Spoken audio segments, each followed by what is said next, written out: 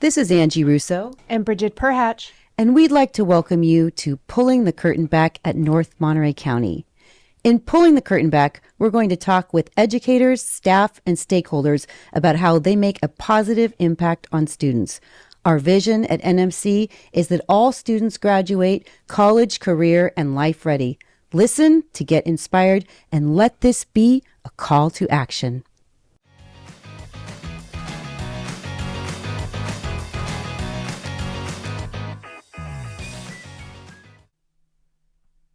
Today we are talking with Simran Mohar and Erick Ortiz, two seniors from North Monterey County High School, who are here to share with us their experience in AVID. AVID, the Advancement via Individual Determination Program, is a research-based educational initiative designed to close the achievement gap by preparing all students for college and career readiness and success. It focuses on developing writing, inquiry, collaboration, organization, and reading skills that benefit students in all subject areas. Today we're going to hear about the benefits of AVID from the perspective of two students in the program and a classroom teacher. Welcome. My name is Simran Mohar, and I attended North Monterey County Unified School District. I've been in AVID for 2 years now, and I will be attending UC Davis this fall for genetics and genomics as my major. I'm Erick. I am in the North Monterey County District, and I will be attending the University of Cal Poly San Luis Obispo, and I've been in AVID for 5 years. Great, thanks. Thank you so much. Can you share a specific experience or moment in AVID that had a big impact on you? So a specific moment of how AVID had an impact on me was actually my junior year. Mr. Kilty was my teacher during that year, and his impact for me was his lessons. Mondays was his morning, I would say for me it was kind of like a dad lesson. He would come in and talk about how the future is gonna be, but don't be surprised. You'll get there, you'll understand it, and just enjoy it. And his lessons were just a nice way to start the week. A specific experience for me that ever played a huge impact was actually this year when it came to applying for colleges, scholarships, and other stuff like PIQs. They helped me to make sure that I was well written in, so I can have the best opportunity to get accepted to these universities and make something good for my future and get these opportunities in life. Great. How has AVID changed your perspective on studying, time management, or other academic responsibilities that you have? So AVID has made me more responsible, and it has allowed me to manage my time so much more well. A great strategy that I use is making a list. So now I make a list and I go through priority and see what I need to get done. And that's one of the ways that it's helped me. AVID has also helped me with time management and other academic responsibilities. For example, they taught me how to be able to manage my time with schoolwork, clubs, sports, and other activities to make sure that I have a list with a calendar to make sure all my deadlines are fine so I don't end up doing anything late, which not only helps me with school but also in life as a lesson because it will help me in the future in college and whenever I get a job or even with my family to make sure that everything I do is well and on time. That's great. That's great. Thank you so much. What makes the AVID classroom environment unique compared to other classrooms in your school? So the AVID classroom is more like an AVID family. AVID to me is also more of a unique class compared to any other classes in the school because, like Simran said, I agree with her that it's not just a classroom to me, but more of a family because a lot of these peers and students I've known for many years, and it's just great to be able to see them more than once oftenly and being able to just being around them. And it also helped me because it helped me how to socialize with people more and put myself more out there, which is just a great way for me that will help me in many ways now and in the future.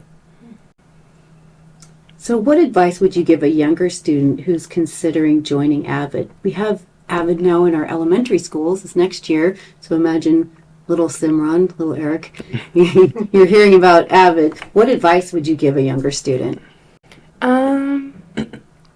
Why? For a younger student, it would just be joining it. Like at the beginning, it might just seem, oh, it's AVID, right?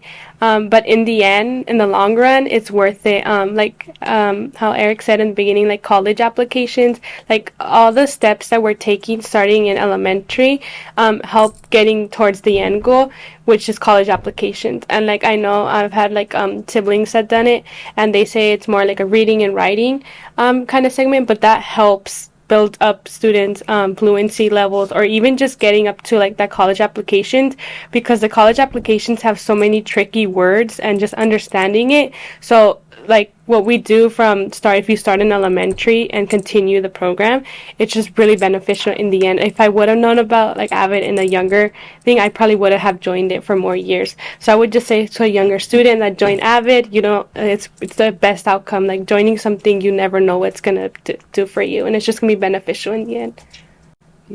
Some advice that I would give a younger student who's considering joining AVID is also, if they ever get the opportunity to join a program or a classroom like this, I would say take it, because it could help you in many ways, even when you don't think it would. Like for me, it helped me since middle school all the way to high school.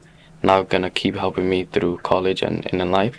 So just whenever they have an opportunity like this that don't come around every day, I would say just take it, and something good that you will look forward to and never look back and regret. That's great. Well, thank you guys for sharing your perspectives. Yes, thank you so much. It was incredible hearing your experiences. And did either one of you have any final words to share? I would just say Miss Jordan, she's been also a great help. She's been really a big, huge impact. She's my go-to person. I agree with her too. Ms. Jordan has been a big impact on me with AVID, always making sure I'm doing well, being here for me, and I just want to say thank you for giving me this opportunity of interviewing for me and having me here with you guys. Today we are also talking with Colin Gilbert, a teacher from North Monterey County High School, who is here to share with us his experiences in using AVID strategies. Welcome, Colin. Hi, nice to be here. Please tell us a little bit about yourself, your background, and what you teach. Well, I have been teaching public school. This is my 20th year teaching public school, and I taught a few years of private school before that. I've taught U.S. history for quite a few years, and now American government for 8 years, and AP American government for about the same amount of time. Can you describe the specific AVID strategies you use in your classroom and how they differ from traditional teaching methods? Well, I try to use all the Wicker strategies. We write, we use inquiry on a daily basis. Collaboration happens at least weekly. Reading is a part of our inquiry, and when we use guided notes, that entails close reading and inquiry as well.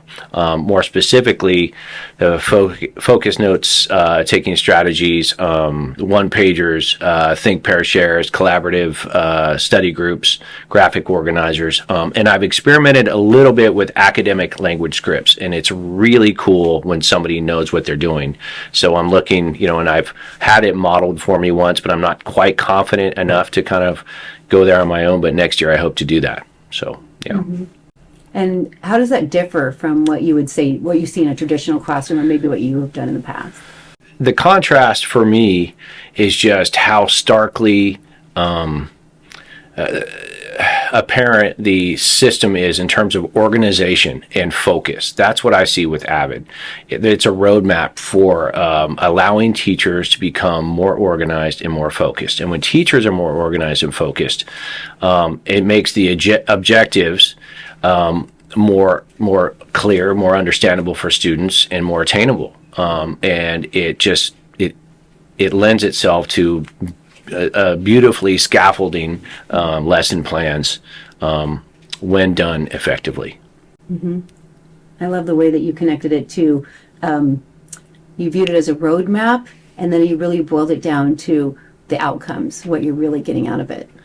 Even to take it for granted when you've been teaching for a long time, you have an objective on the board, you verbally explain it, and you think everybody easily will understand how we're going to reach that objective and just fully trust you. But it's really, AVID helps me get back down to basics and go step by step, and use those building blocks, right? I just, again, to reiterate, after teaching for many years, we take it for granted that we are being clear all the time, and that students don't need those basic, scaffolds. And so, to me, it's a re-education, really, in some ways. Great. Yeah. Thank you. How does AVID strategies impact your overall classroom environment and culture? For example, for student engagement and collaboration. So, I believe that the culture and environment of a class begins before students even walk in the class. I greet them at the door, and there's a lot of areas that I need to improve on as a human being and as an educator. But one of my, I think my abilities is, and a trait is that building solid, trusting, authentic relationships with my students. And I think that benefits me personally as well as professionally. And so I greet them every day, and I gain a lot of value in getting to know them personally and professionally throughout, early in the year and throughout the year. And so having those, ideally authentic relationships with students, there's still a parent child or teacher student relationship. It's still professional, but it's semi-professional, because I believe when you have those solid relationships, when students trust you, and you appreciate them and give them the respect that they're looking for, then they're more likely to engage in curriculum. They're more likely to trust you and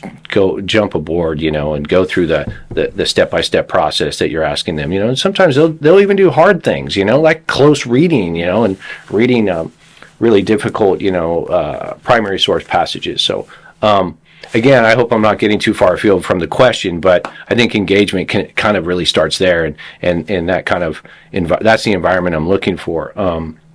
But also, I think that the AVID strategies are really, and I'll say this repeatedly, I've always seen them as best practices through an AVID lens. Mm-hmm. And so I think as a teacher of social science, specifically government these days, I think the curriculum is inherently engaging. However, not all students would agree with me, but through the AVID lens, the curriculum becomes more accessible and therefore more engaging. Mm-hmm. Great, thank you. What challenges have you encountered when implementing AVID strategies, and how did you overcome them? Well, first off, it was overwhelming. The sheer volume of AVID material it was daunting. It was massive, binder they slap down. It's so you're excited. I've been to a few conferences, and the first time you get all this, all these cool tools, you're really excited, and then you start sifting through it, and you're like, oh my gosh, you think you know a few things as a teacher, and then you realize there's all these things that you could be doing better. So anyway, that was my first kind of yikes kind of feeling. But then as I unpacked it, I started again to use this phrase again, but it really is a lot of, to me, best practices just through this AVID lens. Things that good teaching, that are seen in good teaching strategies that good teachers use and have used for years. But I think it makes that, I've looked at a lot of Hattie over the years, and, just fantastic data. But how do you really translate that into applicable teaching strategies in a day-to-day thing? And so that's kind of, that was, to use the old Oprah thing, the aha moment for me, right? So that was a familiarity. Other challenges are just building on the organization and engagement, and really here's the rub. It's improving rigor. And that's something, to me, that's the holy grail of education, is increasing rigor. Okay, so we have this, we have the organization, we have the engagement, increased focus. Okay, so yeah, improving student comprehension through rigor. Yeah. Mm-hmm. Mm-hmm. How has your teaching philosophy evolved since incorporating AVID strategies in your classroom? Well, again, it's going to sound redundant, but I'm more organized and I'm more focused. Nothing. Just it's really that basic and that simple. I become more targeted in how I approach put simply, there's things that I've always done that I'm doing a little bit better. I'm more organized and focused in those things. And then I'm implementing, folding in new strategies as I go along that have enhanced my teaching, have kept it fresh for me. That's a big one. Teachers, we get as tired as students do is with doing the same old, same old. So finding new strategies, getting kids to engage more collaboratively, and my wife's a teacher as well, or was for many years, and she's big on why the teacher shouldn't always have to do all the heavy lifting. That's the job of the students. They're the ones, and I think so many teachers, especially I can speak for myself early in my career, first decade, it was just that I didn't feel like I was doing my job unless I was doing all the work. And now I'm better able to, if you're organized and scaffolded and you have, targets, you have very clear objectives, you can get them focused, get them engaged, get them working. And to me, the magic happens when I'm standing back just watching them. And that can look, the students engaged and learning actively and collaborating can look a bunch of different ways. Sometimes it's can be a quieter, more studious kind of study hall environment, or sometimes it's loud and they're running around and almost playing tag with organizing the structure of a paragraph, kind of finding those pieces. So and classes go faster that way. All of a sudden the bell rings and they look up and I look up and it's like, oh my gosh, where did the time go? Instead of everybody staring at the clock for the last 40 minutes of class, dying to get out of class. So it's brought some freshness, right? Some new vigor into my teaching. Thank you. That's wonderful to hear that it's creating that energy. And as we heard from the students too, that connection is felt by them, in the student interviews, and the focus and the targeted objectives, they're feeling that too. So it really feels like a learning community. And kind of it's related to that, but a bit of an aside is, the AVID classes that we have on campus here, Janae and some others have really been, the point people, the teachers there, and organizing and trying to driving the AVID strategies forward as a school, as a site-wide. But I've had students reach out to me and send me emails and bragging about their accomplishments in their AVID classes, and talking about, check out my AVID sash, and just really sharing with me how proud they are of the work they've done in AVID. And to me, that was just really eye-opening, because I know what I'm doing in my class, but we're so busy and it's on the other side of campus, and I don't really always know what's going on in their other classes, but they themselves genuinely are appreciating what's going on in there, and they're proud of the journey, the AVID journey. So that's it's exciting. It's happening from them organically. Great. Thank you so much for coming and sharing your insights with us today. Do you have any final thoughts? Anything else you wanted to add? Yeah, I'm excited about what's to come, and and trying to improve myself as an educator. Keep it fresh, keep it fun. Yeah. Great. Thank you. Yeah, of course. A lot of fun. Thank you. Yeah, we appreciate you. Before we wrap up, I want to extend a heartfelt thank you to each and every one of you for tuning in.